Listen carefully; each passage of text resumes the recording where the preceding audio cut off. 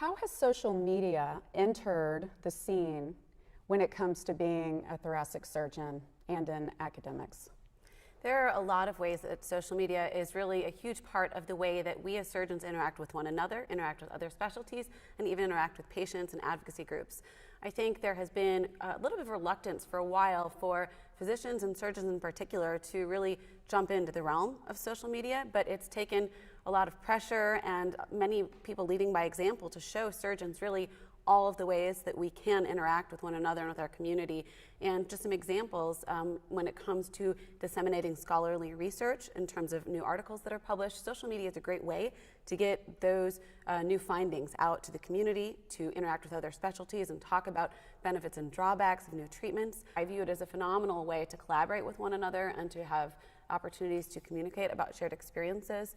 I even have some very close friends and colleagues who are cardiothoracic surgeons in other places on the globe whom I've met through our social media interactions. Dr. Nikki Stamp is a cardiac surgeon in Australia, and I literally only met her through the internet. And we now have, through our shared Twitter conversations, we have multiple publications, research collaborations that we have shared, multiple papers that we wrote through our collaboration after connecting through Twitter conversations. It's a tremendous way for us to promote one another, to help share the accomplishments of our organizations, of our specialty.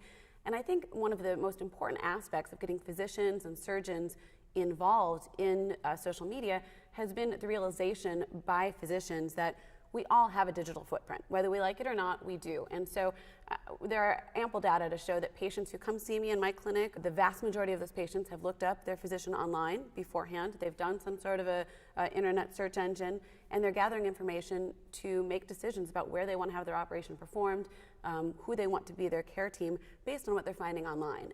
For those who don't take an active effort to try to mold their social media presence, what they find is that if they Google their name, they might find their institutional website. As a cardiothoracic surgeon, you might find your CTSNet profile, something of that sort. But what you typically find are websites that are these patient ranking sites that are often unverified and may or may not reflect how you want to present yourself to the world. What about for networking?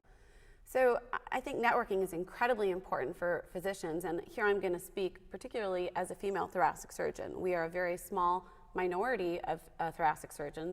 What we also know from ample data in polling medical students and residents and published studies looking at women in various surgical and medical specialties is that same-sex mentorship is incredibly important. And I have found both personally, anecdotally, as well as in some large surveys that we've conducted, that women rely heavily on having same-sex networking and mentorship opportunities. I also was encountered at a conference that I attended about 2 years ago by a trainee who said, you know, I'm so sorry to bother you, but I follow you on Twitter and I really look up to you and I appreciate everything you've shared, and I feel like I could enter cardiothoracic surgery, and a lot of the comments you've made have been helpful to me, and is it possible we could email from here on and maybe I could ask for some of your advice? And of course I welcomed that interaction, but she had heard of me through Twitter, not because of my reputation in the operating room or anything else.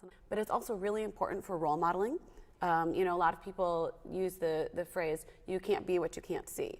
And I think it's incredibly important, not just for women in cardiothoracic surgery, but any underrepresented minority, to demonstrate for young learners, whether they be undergraduates, medical students, or even individuals, younger, middle schoolers, high schoolers who are thinking about careers that may be appropriate for them.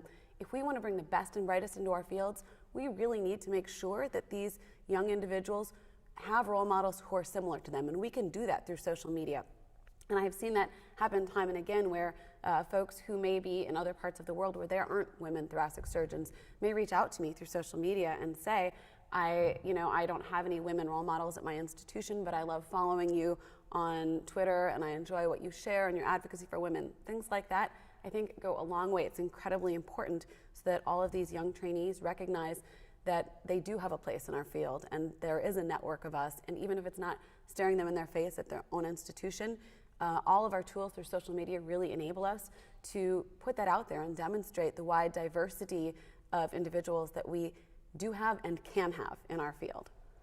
So how do you prepare then to launch a social media presence? There are a lot of important things to keep in mind. Of course, I would encourage people to separate their personal from their professional persona that they put out there. I think that's really important. Most of us use different applications in order to do that, given the need for reciprocity on Facebook and the dual relationships. Most of us use Facebook for personal relationships and limit Twitter for professional use, where you don't have to have reciprocity. Anyone can follow you with the typical account privacy settings. Of course, they're modifiable, but typically we find that Twitter is best for professional use.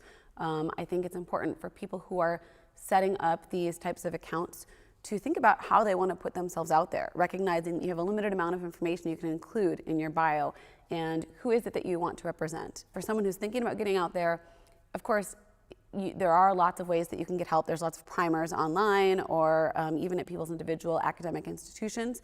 There are often professionals who can help set up the accounts and teach you how to use these applications if you don't know how. But the other piece of advice that I would have for individuals who are just breaking into it is to observe a little bit. You can look at other individuals, follow other people, see what the conversations are like, and think about whom you respect, how you like other people's use of social media venues, and how you'd like to portray yourself, and really how you want to shape yourself for the public to see. But it's absolutely okay to watch for a little bit and then jump in, just like you might do anytime you're attending a live meeting for the first time. You might observe for a little bit before you jump in.